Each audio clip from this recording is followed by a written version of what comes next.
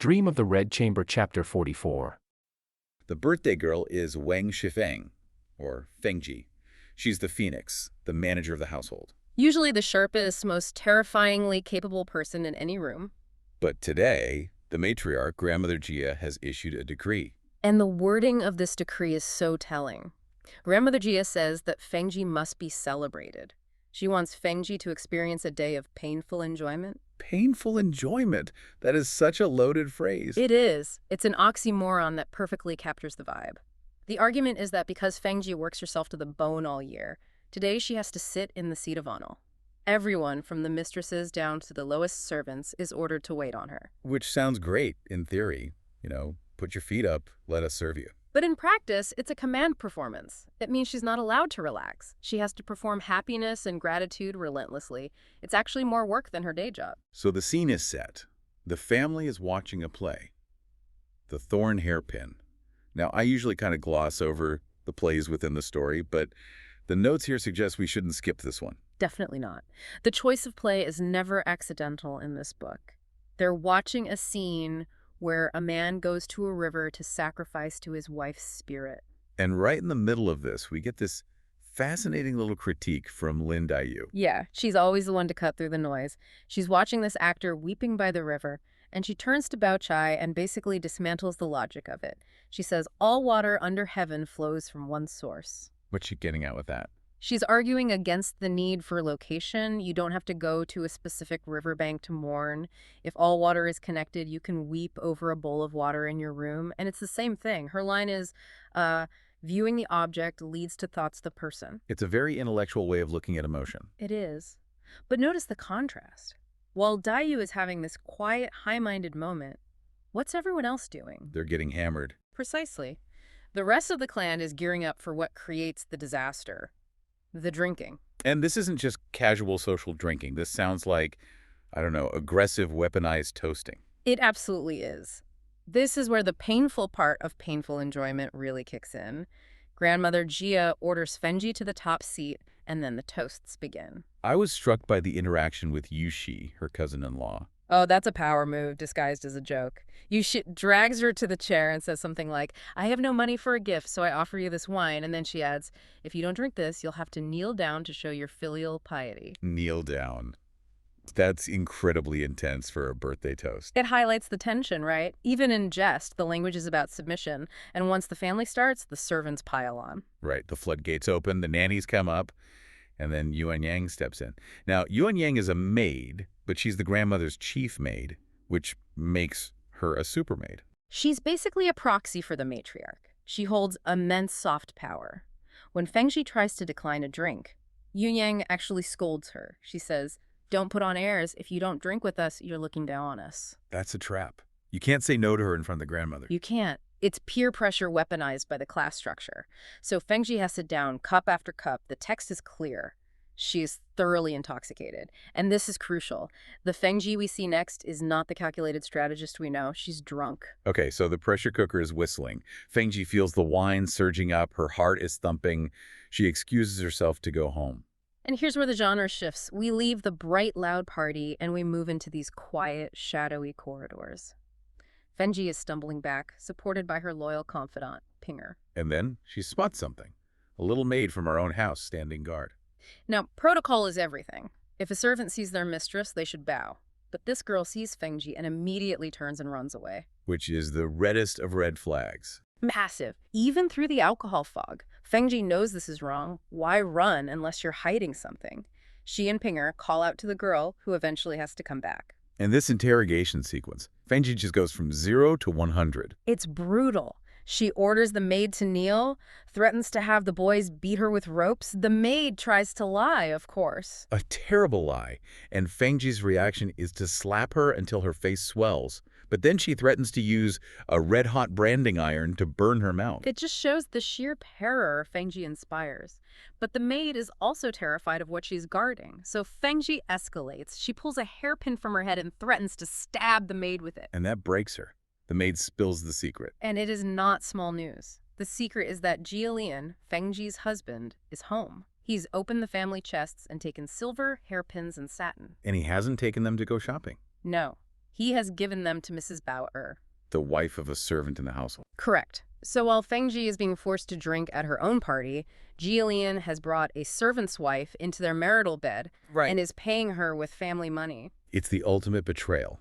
It's financial theft, adultery, and a violation of her territory all at once. And on her birthday, he's banking on the fact that she's stuck at the party. So Fengjie is furious. She rushes toward her courtyard, and then she sees another lookout. Right. This second maid tries a different tactic. She runs toward Fengjie, pretending she was just coming to report the situation. But Fengjie's too smart for that, even drunk. She sees right through it, slaps the girl, and creeps up to the window to listen. And this eavesdropping scene is just devastating. She hears Mrs. Bauer and Jillian laughing. And then Mrs. Bauer asks, "When will that king of hell wife of yours die? Then things will be fine." King of hell wife. Wow. That shows you how she's perceived. And Jillian doesn't defend her. He just says a new wife might be just as bad. So Mrs. Bauer suggests he promote Pinger to the main wife position. Okay, we have to pause here. Because Pinger's standing right there, next to Fengjie outside the window. They are hearing this together. Exactly, and this is the turning point. Jillian replies to the suggestion. He complains that Fengjie doesn't let him touch Pinger anymore. He claims Pinger is full of grievances against Fengjie, but dares not speak.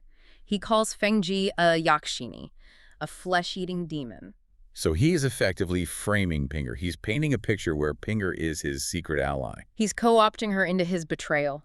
And in Fengjie's drunken, paranoid state, she believes it. She thinks, my husband is cheating, the other woman wants me dead, and my loyal assistant is actually laughing at me behind my back. It breaks her reality, which explains the next part, the part that shocks most readers. She kicks the door open, but she doesn't attack the husband first. No. She doesn't even attack the other woman first. She turns around and slaps Pinger. Why? Pinger hasn't done anything. She's literally just standing there holding her up. This is the core psychological insight of the chapter. It's misdirected rage. Attacking Jillian is dangerous. Attacking the other woman is necessary. But the betrayal she imagines from Pinger hurts the most. So she strikes the ally. She strikes the safest target. Pinger is her servant. It's an immediate physical vent for her rage. She slaps Pinger, calls her a traitor, and then storms in. The scene inside becomes total chaos. Fengjie is tearing at Mrs. Bauer, screaming, "You whore! You steal the master's husband and want to kill the master's wife." But she doesn't stop punishing Pinger. No, she turns back and hits her again, accusing her of being complicit. And poor Pinger, she's literally the punching bag here. She starts crying and cursing the adulterers, shouting, "You do your dirty business, why pull me into it?" She's desperate. Now look at Jillian. A minute ago, he was drunk and happy. Now he's been ambushed. At first, the text says he's ashamed. Shame usually makes people retreat. Usually. But then he sees the chaos. And he sees Pinger getting involved in the scuffle. And how does he interpret that? He sees it as his authority collapsing. His shame curdles into anger. He needs to save face. So what does he do? He starts kicking Pinger too. Unbelievable. So she's being beaten by the wife for being a traitor. Yeah. And beaten by the husband for being uppity. He calls her a whore and asks, "You act up and hit people too." He's projecting his guilt onto her. Pinger is completely wronged. She is being physically assaulted by both of them for the crime of just existing near them. The injustice is overwhelming, and for a servant like her, there's no court of appeal, so she runs to find a knife. A knife. It escalated to a suicide attempt that fast. That's how high the stakes are. Suicide, in this context, is a form of protest. I will die to prove my innocence. Does seeing this snap Fengjie out of her rage? Does she realize she's pushed it too far? No, and that's the tragedy. Paranoia interprets everything as a threat. She sees the suicide attempt as manipulation. She thinks it's a bluff. Exactly. Fengjie charges into Jillian's arms, literally headbutting him, and screams for him to strangle her. "You're all in it together to harm me. Now that I've caught you, you try to scare me with suicide." She is pushing the system to its absolute breaking point. And Jillian, well, text says alcohol lends 30% courage. Pushed to the brink, he snaps. He grabs a sword from the wall. A literal sword. No. We have gone from a birthday toast to a man waving a sword. He declares, "Don't bother with suicide. I'm desperate too. I'll kill everyone and pay with my life to clean a slate." It is absolute bedlam. And this is what finally breaks the fever, isn't it? The audience arrives. Yes. The noise is so loud that Yushi and the others come running. And this is the moment Fengjie's survival instinct kicks in. She sees the sword. She sees the witnesses. The splashy phoenix persona just vanishes. Instantly. She drops the aggression, she starts crying, playing the victim now, and runs out of the room, heading straight for Grandmother Gia's quarters. Sanctuary. Yes. She runs to the ultimate authority figure, leaving the mess, the sword, and the battered Pinger behind her. So why is she running to Grandmother Gia the matriarch in such a complete panic? Well, the stakes are incredibly high for her. She's just caught her husband, Gia cheating. But that's not enough. She needs to escalate it to get the matriarch involved. So she makes a bigger claim. A much bigger claim. She says she overheard Gia plotting with his lover, and she says they're planning to poison her, literally kill her with poison so they can promote Pinger. And Pinger is her chief maid, right? Chief maid and also Gia concubine. She's in this really tricky spot. So Fengjie is basically framing this as a coup. Wow, an assassination plot. That's a heavy accusation. And then Gia enters the chat, and he is not exactly calming things down. Not at all. The text says he's wielding a sword, with this whole crowd of terrified servants trailing him. He's drunk, and he's counting on the fact that the matriarch always spoils him. Yeah, he's yelling that she indulges Fengjie too much, that Fengjie's bad and he has to discipline her. It gets so bad that the older women, Lady Jing and Lady Wang, have to physically step in. I love that detail. These, dignified older ladies having to wrestle a sword away from a drunk guy. Lady Xing actually has to grab the sword and just yell at him to get out. It's total pandemonium. Okay, but this is where it gets really fascinating from a social perspective. Once Gia is kicked out, Grandmother Gia gives her verdict. She's the Supreme Court of the family. Her word is law.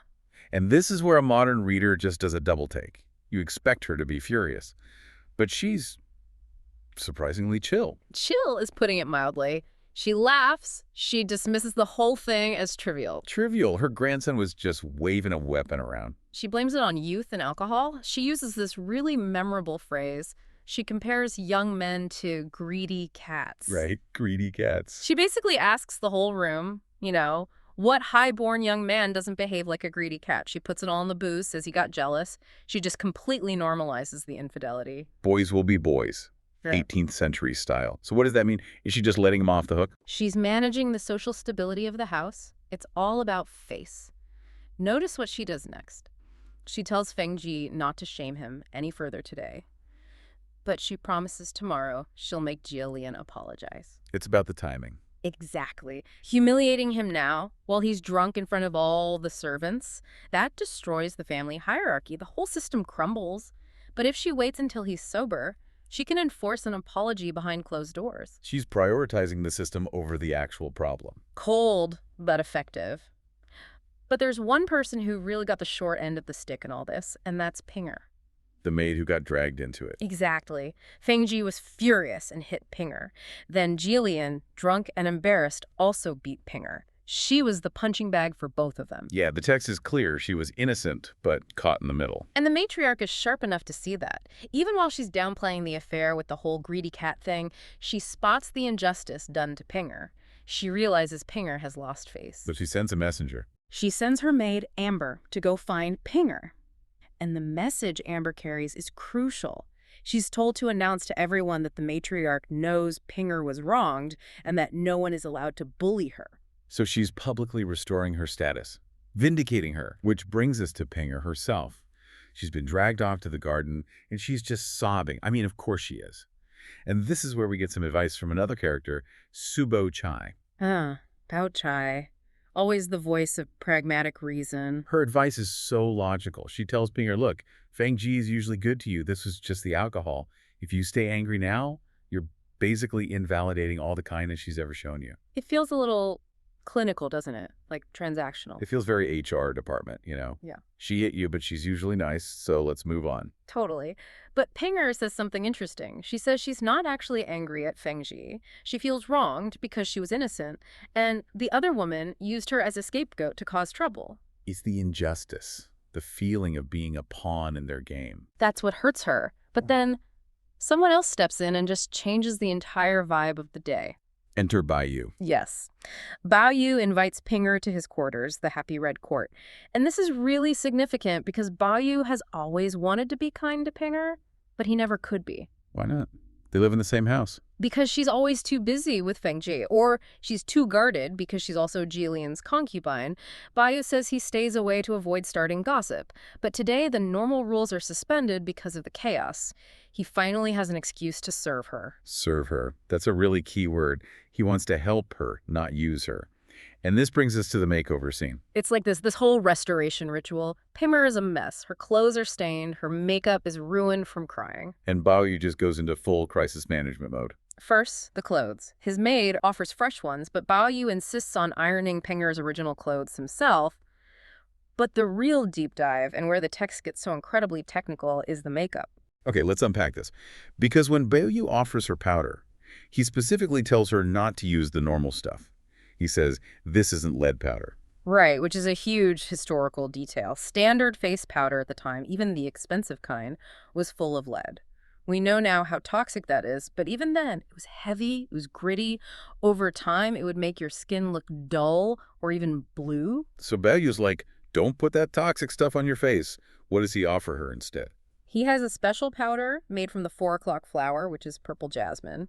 And the text gives us the recipe. They take the seeds, grind them up. But it's not just crushed seeds, right? There's more to it. No, they steam the ground seeds with spices and fragrances. And this method creates a powder the text describes as light, white, and red fragrant. The key is the texture. It's moisturizing. It doesn't cake on your skin. Sounds like something you'd buy at a boutique beauty counter for like $100 today. Botanical, non-comedogenic setting powder. It's exactly that. But then comes the rouge. And this part blew my mind. It's not a powder or one of those paper sheets. No, this is next-level cosmetic chemistry. He opens this tiny white jade box. Notice the packaging: white jade, super luxurious, cool to the touch. Inside is what looks like a rose balm or a cream. And the process for making it is so specific. Bayu explains it. They take fresh rose juice, not dried petals, fresh juice. And instead of boiling it down, which would kill the scent, they filter it through silk to remove all the pulp. So you just get the pure pigment and oils. Precisely. Then they steam it with floral dew, which is basically a hydrosol. This creates this hyper-concentrated balm. And the way you apply it is crazy. He tells her to use a tiny hairpin. You just pick up a speck the size of a mustard seed, you put it in your palm with a drop of water, and melt it with your body heat. It's heat activated. It is. You create this emulsion in your hand, and that one tiny speck is enough color for your lips and a flush for your whole face. The text says it leaves the skin sweet and fragrant. It's not just makeup, it's skincare. So Pinker uses this jasmine powder and this rose balm, and she's transformed. She looks fresh again, and Bayu adds one last touch. He takes a pair of bamboo scissors. Again, notice the material. Bamboo, not cold steel like Jillian's sword. Good point. And he clips a twin-stemmed autumn orchid and puts it in her hair. It's a complete 180 from the violence earlier. But I have to ask, why? Why is Bayu doing all this? Is he just flirting?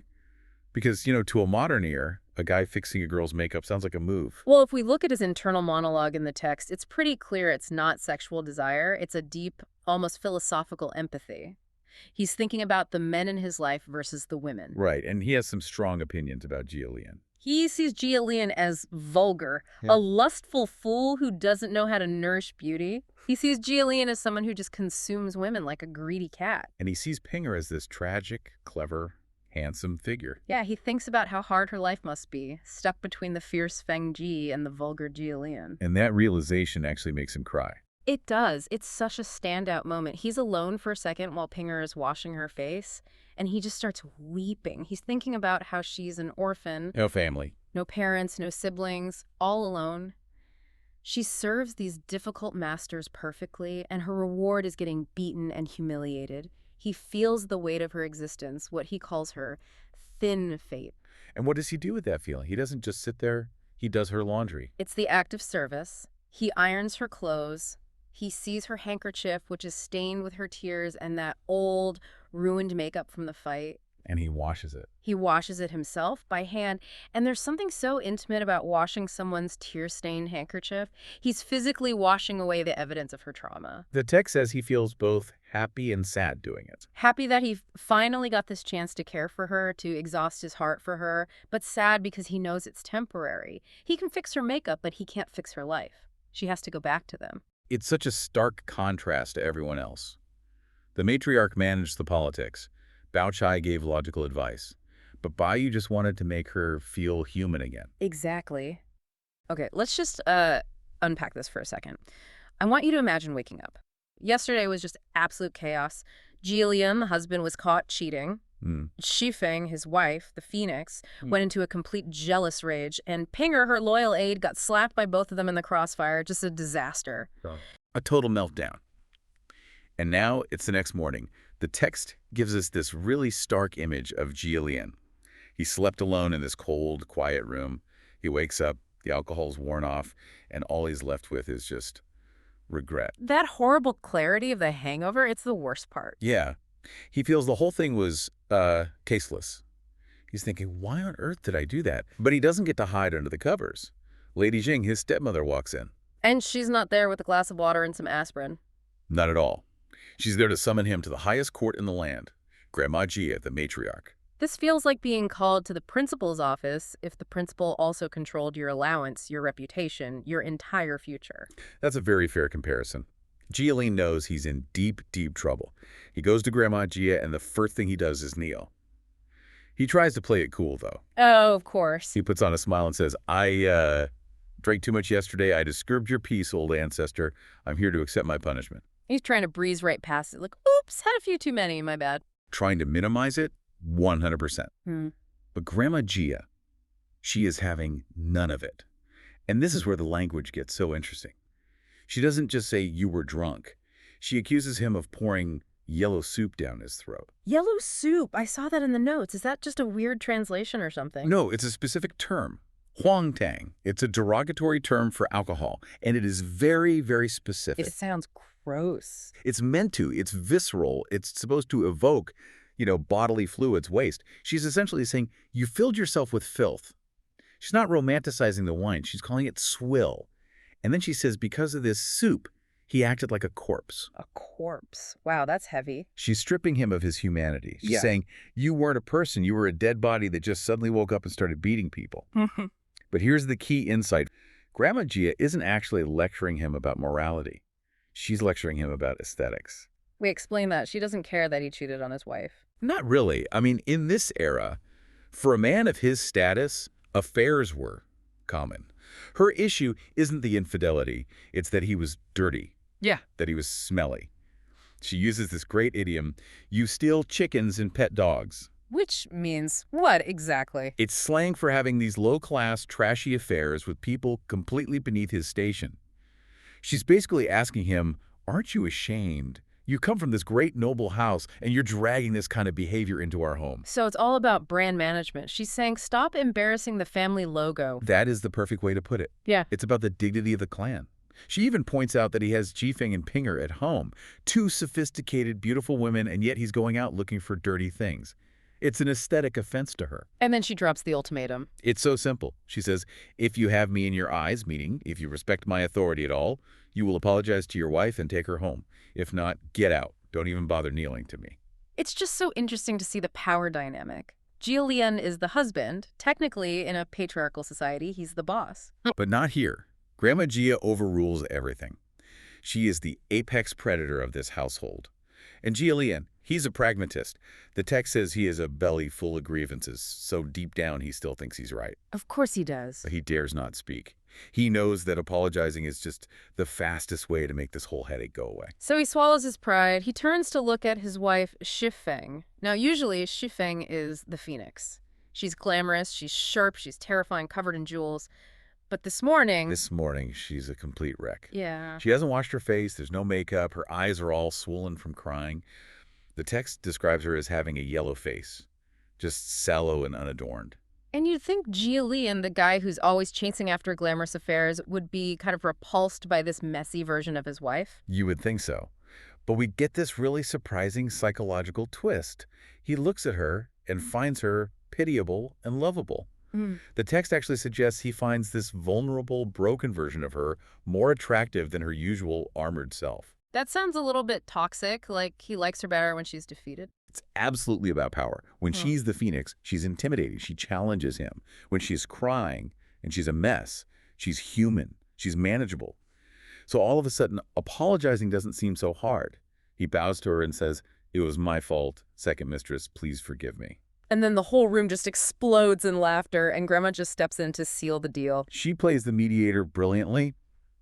She says to Shifeng, don't be angry anymore. If you hold a grudge now, I'll be angry with you. Right. Forced reconciliation. Kiss and make up or else I'm coming for you. Effectively, yeah. Shifeng has to accept the peace deal to save everyone's face. But there's a third person in this triangle that we haven't really talked about yet. Pinger. Pinger, the aide, the one who actually got hit by both of them yesterday. Right, the actual collateral damage in all this. So Grandma Gia orders the couple to go comfort Pinger. And this leads us to what I think is one of the most cynical internal monologues in the entire book. Okay. Jilin goes over to apologize to Pinger, but the text lets us hear what he's actually thinking. Lay it on me. He thinks, wife is not as good as concubine. Concubine is not as good as stolen affair. Wow, stolen affair. Yeah. It's the hierarchy of thrill, right? The wife is duty, the concubine is available. But the stolen thing, the illicit thing, that's the best. So even while he's in the middle of apologizing, he is validating his own bad behavior inside his own head. But he does apologize out loud. Oh yeah, he goes through the motions, he admits he and Jifeng were both wrong, and then Jifeng apologizes too. And for her, this moment actually feels kind of real. She realizes she was drunk, she listened to troublemakers, and she hurt the one person who was truly loyal to her. She cries and pulls Pinger up. And Pinger. Does she buy it? Pinger is the survivor.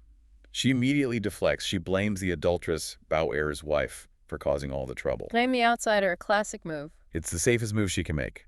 And Grandma G just wraps it all up with a decree. Anyone who mentions this incident again gets beaten with a walking stick. Case closed. History rewritten. The happy couple goes back to their room. But we have to see what happens when the door closes, because the private reality is usually where the truth is. So they get back to their bedroom. Servants are gone. Does the fighting just start right back up? Not fighting exactly. Yeah. It's more like a negotiation. Shifeng immediately starts complaining. Yeah. She says she looks like a Yama, the king of hell, or a Yaksa, a demon. She's mourning her lost dignity. She's saying, I've been humiliated by that woman. I have no face left to live. She's fishing. She wants him to say, no, honey, you look beautiful. You're still the queen. And he totally doesn't say that. He takes this very practical, almost business-like approach. He points out that a man, a master, knelt in public. He argues she has gained more than enough face from that act alone. He's treating face like a bank account. Like, look, I made a deposit of 1 public kneeling, so your account is full. You can stop complaining now. That's exactly how it works in their society. He uses this phrase, too much strength is not a good thing. He's basically telling her not to be greedy for dignity. He's done his part. It works. It works. They actually end up laughing it off. It's incredible how resilient, or maybe just how shallow, their relationship is. They just normalize this insane dysfunction and slide right back into their routine. That's the aristocracy for you. Yeah. Resilience through denial. But just when you think we're heading for like a sitcom ending, The dark turn. a servant rushes in with some news. It's about Bauer's wife, isn't it? The woman Jialian was caught with. She has hanged herself. Whoa, okay. That escalated. We went from bad hangover and makeup trouble to suicide in like 2 pages. And this is where the story just completely shifts from a domestic comedy to something much more like a crime thriller. A woman is dead because of their fight. How do they react? They have to be horrified, right? I mean, Their reactions are maybe the most telling part of this whole chapter. They're polar opposites, but they're both terrifying in their own way. Jifeng is just cold, ice cold. Her immediate reaction is, let her die. let her die. She doesn't care at all. She's not scared. In fact, she welcomes a lawsuit. He says if the family tries to sue, she'll just countersue for extortion for using a corpse to blackmail. She refuses to pay a single penny. I have no money, and even if I did, I wouldn't give it to them. That is ruthless. She's just operating on pure spite. She is, but Jialian, he's panicked. But he's not panicked about the tragedy. He's panicked about the PR nightmare. He wants this hushed up immediately. So how does a wealthy nobleman in the 18th century cover up a suicide he caused? I'm guessing he doesn't call the authorities for a real investigation? No, he calls his accountant and his connections. He completely ignores Shifeng's refusal to pay. He goes behind her back to the household steward, Lin Zixiao. This is the fix. Okay, walk us through the mechanics of the fix. I want to know exactly how they make a body disappear, legally speaking. Okay, first the silver. He promises 200 taels of silver for the funeral. And contextualize that for us. Is 200 taels a lot of money? Oh, it's a significant sum for a commoner family. It's enough to live on for years. It's basically shut-up money. Okay. But he doesn't just rely on the carrot. He brings out the stick. The muscle. He leverages his connection to Wang Zitang. That's Shifeng's uncle, a high-ranking military official. He calls in the police and the coroners. But they are not there to investigate the death. They are there to intimidate the family. So you've got the victim's family, they're standing there, they're grieving, and suddenly the cops show up, but they're shaking hands with the guy who caused the suicide. That's the reality of it. The family immediately realizes the game is rigged. The text says they swallowed their anger and stayed silent. They take the money because they know they have no chance against the Jia family's political machine. What about the husband, Bao Er? I mean, his wife just died. Surely he's not okay with this. This is maybe the darkest detail of all. Jillian buys him off too, gives him money, and promises to find him a good wife in the future to replace the dead one. And he accepts that. He doesn't just accept it. The text says he becomes happy. What? She has money now. He has face because the master is paying attention to him. He actually starts sucking up to Jillian again. That is dystopian. Yeah. The wife was just an interchangeable part. She broke, so he gets a cash settlement and the promise of a new model. It's dehumanizing in the absolute extreme. And there's one final detail about the money that you just can't miss. Jillian doesn't even pay for this out of his own pocket. Let me guess. He charges it to the company card. Pretty much. He tells the steward to write off the 200 taels as miscellaneous household expenses. Just, insert it into the running account. So he's embezzling from the family estate to cover up the suicide of his mistress. It is corruption all the way down. He uses the family's fortune to erase his own mistakes. So the problem is solved. The body's buried, the family's paid off, the cops are managed, and we cut back to Shifeng and Jillian in their room. Yeah, and Shifeng is interesting here. On the outside, she keeps up this tough act. She pretends not to care at all. But the text specifically notes that she feels uneasy inside. A little crack in the armor. Just a hairline crack.